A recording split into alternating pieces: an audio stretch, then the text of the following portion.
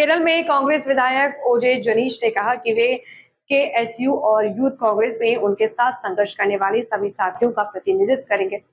उन्होंने कहा कि उनके संघर्ष और बलिदान व्यर्थ नहीं जाने देंगे और जनता के हित में लगातार काम करते रहेंगे, आगे भी रहेंगे। AICC അംഗീകാരത്തോടുകൂടി പ്രഖ്യാപിക്കപ്പെട്ട കോൺഗ്രസിന്റെ മന്ത്രിമാരുടെ പട്ടികയിൽ ഉൾപ്പെടാനുള്ള അവസരം ലഭിച്ചു.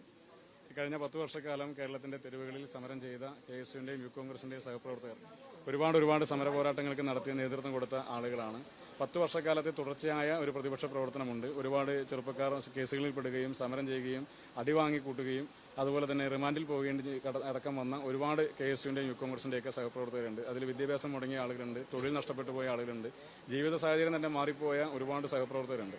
അപ്പോൾ അവരുടെയൊക്കെ ഒരു പ്രതിനിധിയായിട്ടാണ് അല്ലെങ്കിൽ പിന്നെ കേരളത്തിലെ യുവതയുടെ ഒരു പ്രതീകമായിട്ടാണ് എനിക്ക് ഈ മന്ത്രിസഭയ്ക്കകത്തേക്ക് കടന്നു വരാൻ ലഭിച്ച ഈ അവസരത്തെ നോക്കിക്കാണുന്നത്. തീർച്ചയായിട്ടും ടീം UDF എന്ന ഈ മന്ത്രിസഭ ഇത് കേരളത്തിലെ ജനതയെ നിരാശപ്പെടുത്തില്ല. വലിയ പ്രതീക്ഷയോട് കൂടിയിട്ടാണ് കേരളീയ ജനത UDFന് 102 സീറ്റിന്റെ ഭൂരിപക്ഷത്തോടു കൂടി അധികാരത്തിലേക്ക് കൊണ്ടുവന്നിട്ടുള്ളത്.